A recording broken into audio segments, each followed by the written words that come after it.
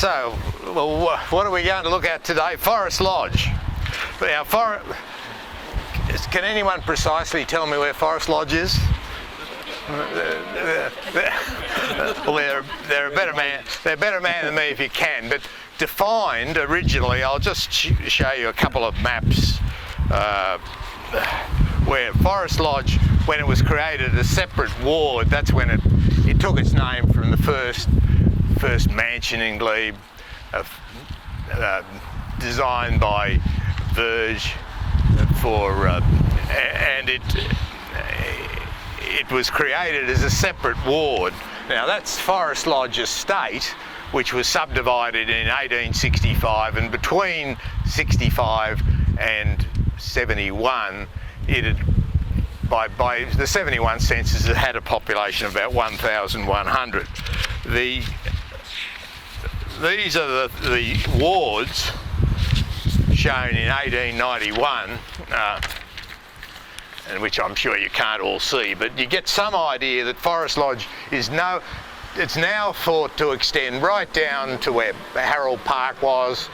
So the original Forest Lodge, the boundaries came from around Derwin Street, and then it followed up Catherine, down Westmoreland Street, then it crossed over down Purves Lane, that's where the bakery was, onto Bridge Road, and then right down Bridge Road to where Orphan School Creek crossed Bridge Road, just where the Children's Hospital used to be if you were there. It ceased to be Children's Hospital in 95. So, and the other boundary, of course, was Orphan School. The extreme western boundary of Glebe was Orphan School Creek, which rose in the University Ridges and ran down into Roselle Bay, and then from Orphan School Creek it followed right along Parramatta Road down basically to Derwent and Catherine.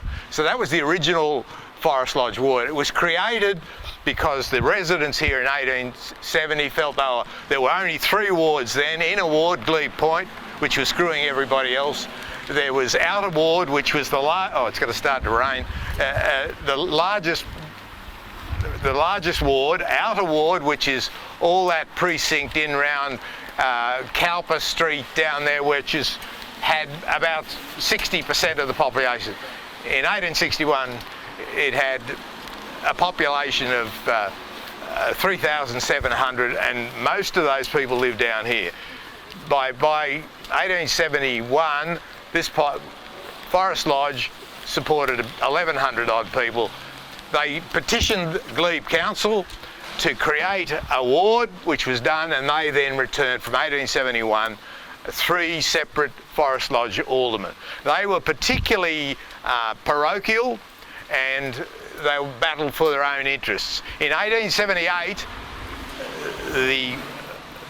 John Seamer, a timber merchant in Parramatta Road, was elected mayor. He made sure that the town hall would be erected in his ward. This is in Forest Lodge Ward. There was originally a grant given in 1875, right down where Office Works is on corner of Parramatta Road, for council chambers in Glebe. They had a select committee in 1875. That was sold off, and the proceeds of that went to buy Glebe Town Hall. This was erected, it was opened in May 1880. Was designed by Ambrose Thornley, who luckily enough had his father as an alderman on the council to help him design it. It was built in 2 stages. In 1880, and then it was extended in 1891, which is the area out the back there. On the left-hand side, they have the Free Library opened here in 1881, and the Oddfellows. And also from 1881, the Glebe Masonic Lodge met here on the full moon or whatever they did. And the Glebe Masonic Lodge was here continuously up until Labor gained control of Glebe Council in 1925, when 11 of the 12 aldermen were Catholic. They were hassled continuously and were forced out to Annandale in 1927. So, So a brief outline then. We've got a ward. I'll have a look at my prompters for me. So from 1880 to 1948, you could say that it was the People's Palace. And it very much was. This was the centre of local administration, and nearly all meetings of any consequence were held in Glebe Town Hall. From 1949, Glebe was subsumed into the City of Sydney, and from 49 to 68, Glebe became part of the City of Sydney. Now that had a lot of benefits in terms of Glebe was always cash-strapped, and it had started a baby health clinic while it was still its own municipal council. The City Council finished the baby health clinic in Foley Park in 1952. And they opened, more importantly, Glebe hadn't had a library. The free library here went out of existence in 1906, and Glebe hadn't had a library for 50 years. So they opened the library branch library in 1956. So there were great benefits, of course, for that. Where the Glebe Library was originally from 1923 to 25 was the Glebe School of Arts. And now, so from 68 to 2003, Glebe came under the administration of Leichhardt Council, and they established a neighbourhood centre here, offering residents a range of activity: creative writing, pottery in the basement, Latin American dancing, and of course belly dancing. And then from May 2003 we went back into the City of Sydney, and the administration, so it now serves as a home for the Glebe Early Childhood Centre and the University of Sydney Community. So one of the interesting things you'll note up there, does anyone know what that is up there? That yes.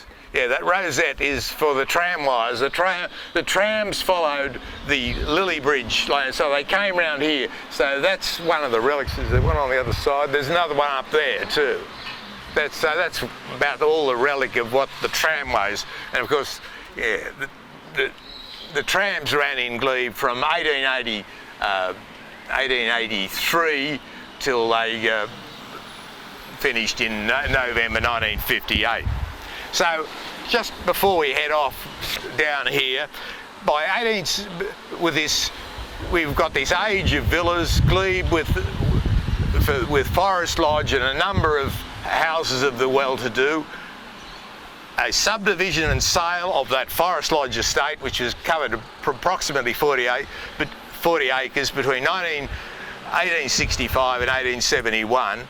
And then it emerged as a coherent community with an identity of its own. It had 6 pubs, and at the moment it's fallen on hard times in the pubs. As you know, the Roxbury, which was originally the British Line, is now going to become a Backpackers.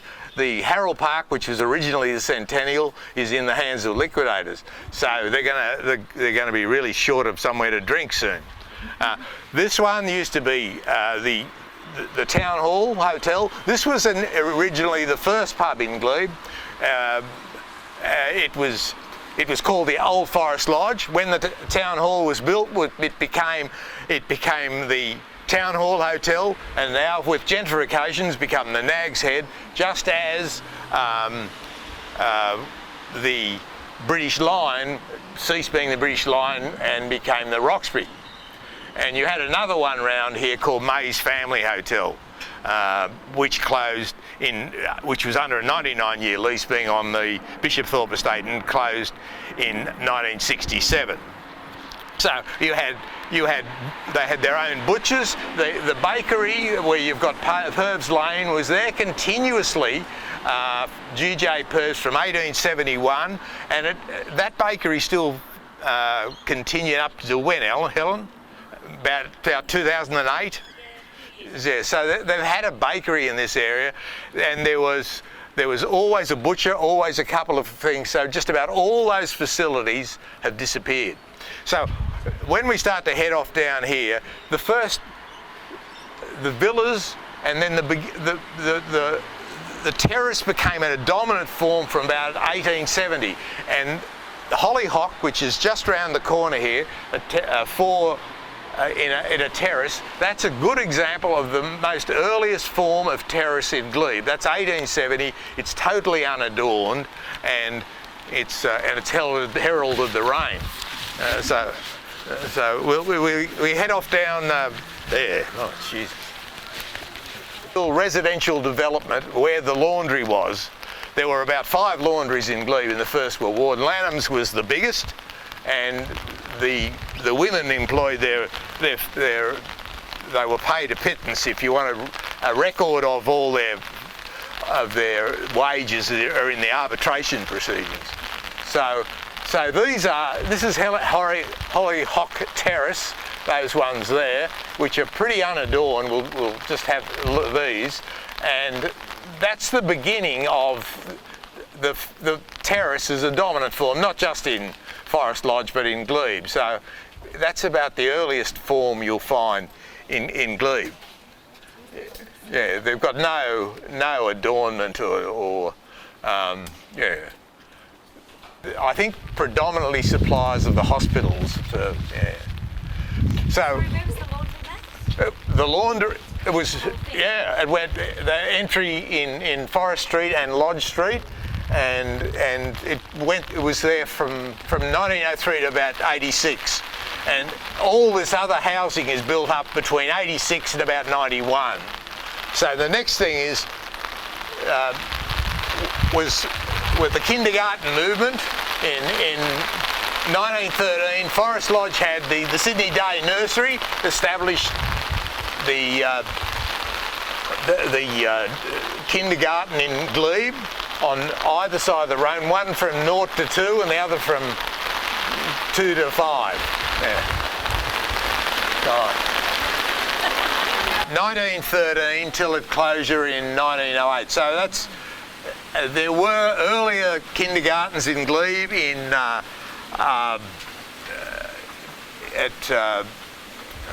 Broughton. The Broughton Street came in 47.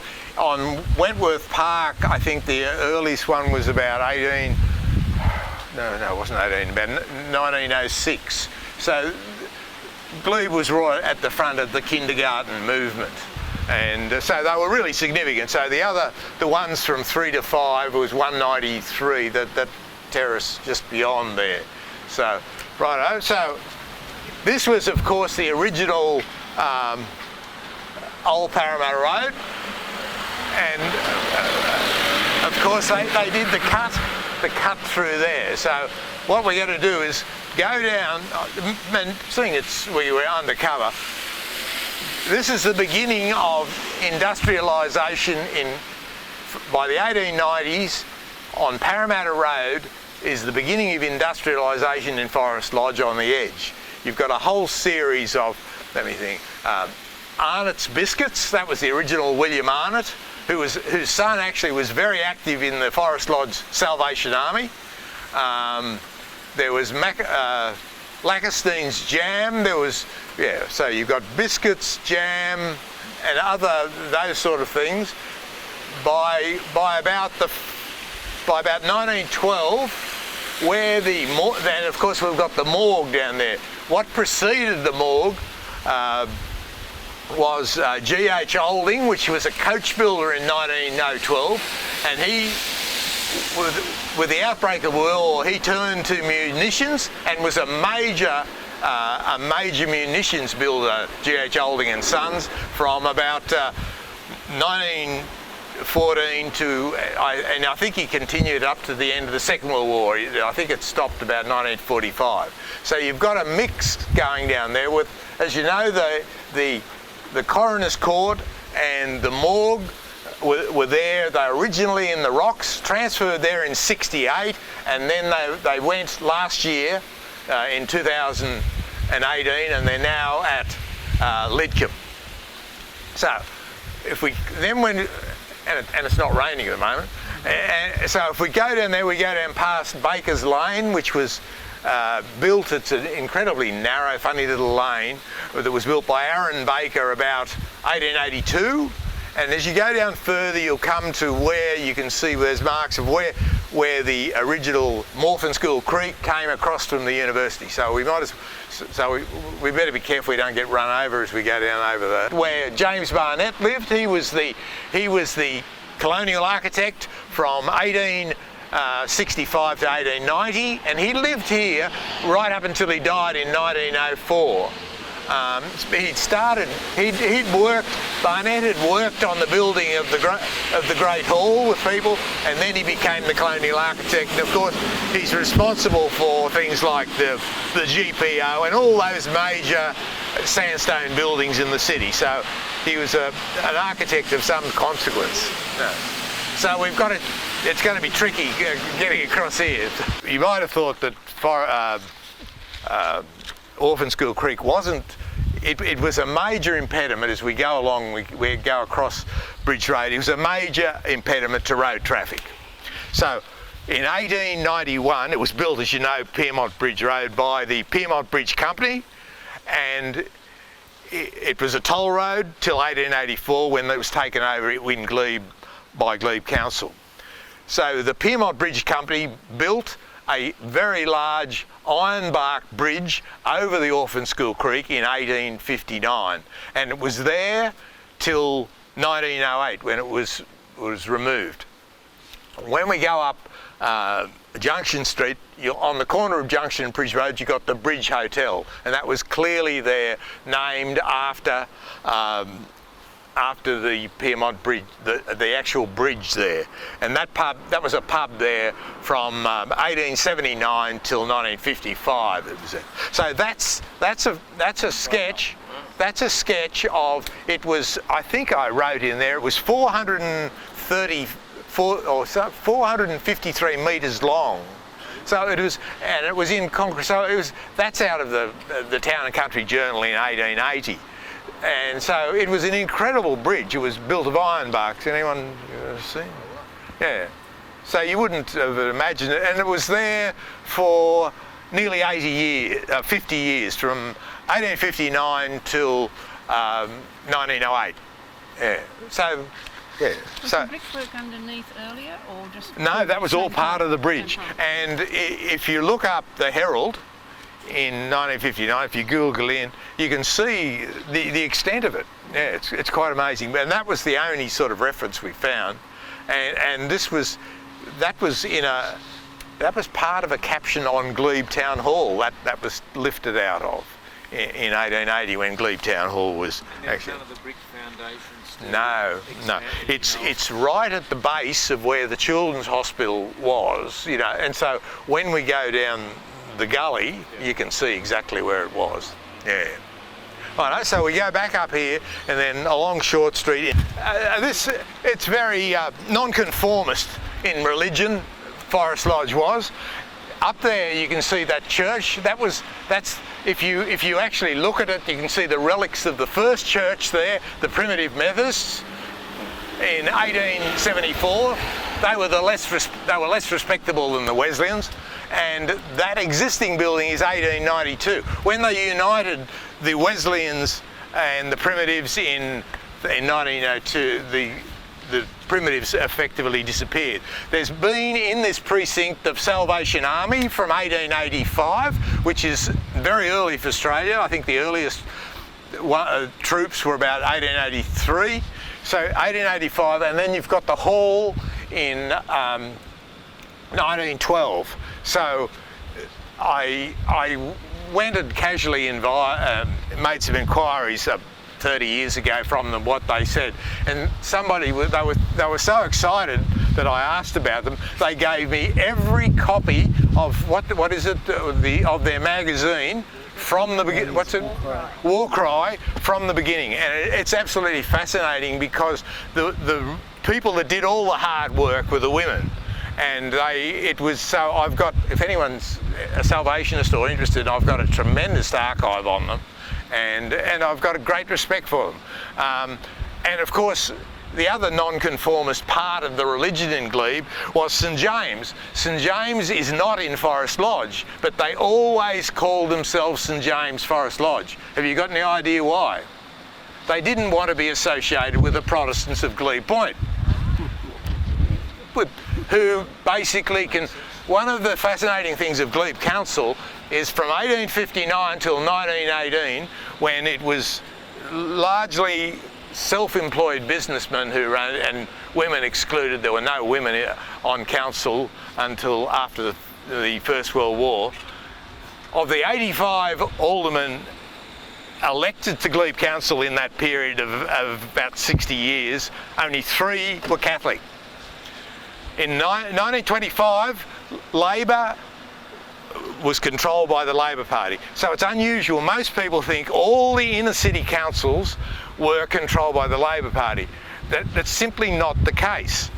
The ones with the longest continuous control by the Labor Party was Glebe from 1925 to 1948, and Redfern from 1908 to 1922.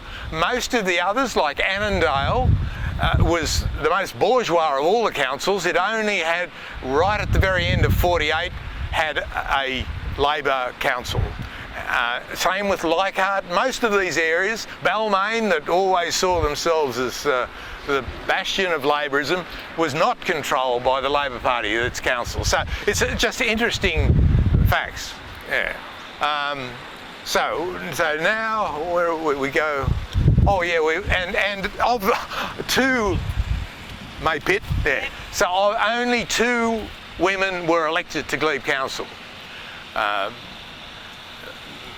Dunn and May Pitt, and this is May Pitt's.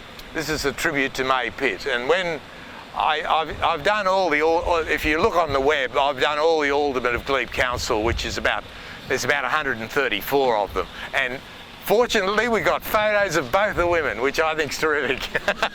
So, yeah, righto. So we go around here, and what we've got is what was originally a straw hat factory, and then a felt hat factory. On the other horse, you've got the Horseshoe Lane, and you've got this terrace, those 3 terraces that were built by a Dublin-born man called Andrew McGovisk. So you can see his name, which is emblazoned in the top. McGovisk built 22 terrace houses between 1877 and 1883. So and Magnolia Terrace on Bridge Road in 1880, which has since been strata. How he operated, he'd build one at a time, he'd sell them off, then get another mortgage from, just do one at a time. A mortgage from the Savings Bank of New South Wales, which was around then, and so it was a very interesting way when I was just looking at round we go. Yeah, 5 to 7 stories here, and then that existing building that still there was, that was a hat factory from about 1912, a straw hat factory. Yeah, the other thing I said down there with the biscuits, that I forgot, there was a macaroni factory as well down there. Yeah. Which was 1902, Vi Vivaldi's macaroni factory. Don't forget that. Yeah, I mean, it's quite. He left an estate of. This guy left an estate of £17,000, and he died. He must have cut his hand or something on the work joint and died of septicemia in 1892. So he built.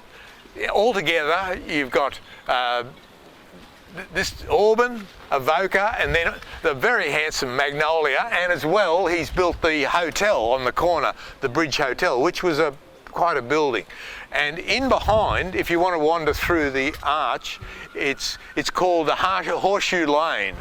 It goes round, and you can, if you go in there and come out, you'll come out down there. You want me to? Yeah. Well built. When you consider. Yeah. So this is an old carriageway, Max, or something? Yeah, it is. It's an easement. He had, John, the whole development was 2 acres. Yeah. So he got a 2-acre slab that he developed. So between 1877 and 1883, so he built 22 terraces and the pub. Yeah. So it's a very interesting little precinct, yeah. And he was a trustee of St James Forest Lodge, and responsible for its building, for the Catholic Church, which was opened in 1878. Yeah. Lodge had more stables than any other part of Glebe, and that's because there was a large number, from the 1880s, there was a very large number of self-employed horse cart drivers, but with the growth of growing concentration of labour, the big horse owners dominated it, McEwen and others. So they sort of had disappeared largely by federation. Well, they were in decline. Yeah. So now we're just we're going across Bridge Road and then down into the gully. As you know, that was the Children's Hospital from 1906 to 1995, and now it's called the City Quarter. And in behind is where the Frogs group have developed it from 1896. I think I'll put all that stuff in the blurb that I put out. Yeah, so it's a very mixed bag. Yeah. Gone the old bridge, come across Bridge Road, a public walkway through Orphan School Gully Community Initiative of Frogs. That's the Friends, Residents, Ratepayers of Orphan School Creek Gully from 1996. You're one of them, aren't you? I'm not an original. Oh, you're going to deny it. Yeah, right. With the support of Leichhardt Council, later the City of Sydney, Sydney Water and the developer of City Quarter. The Children's Hospital was behind us here from 1906 to 1995. Before that, of course, it had been in Glebe from 1880 up to 1905. So it went from Glebe to here to Westmead. And the Frogs have habitually sought to re-establish native bushland along the creek, providing natural habitat to encourage small birds and animals. With ancillary walking paths. The Friends of Orphan School Creek, a local bush care land care group, now hold regular working bees along the creek. Right. So the next part is, so initially in the 20s and 30s, this was all industrial.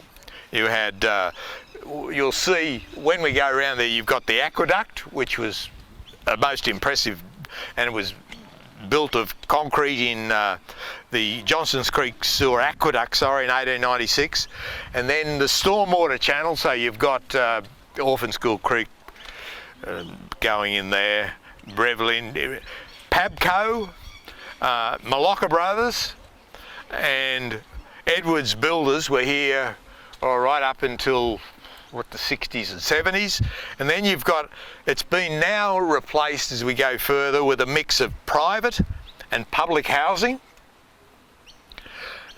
following the walkway, and together you've got the Pre-Citizens Youth Club of Glebe and Leichhardt, and that was opened in 1965. That was originally on Jubilee Park.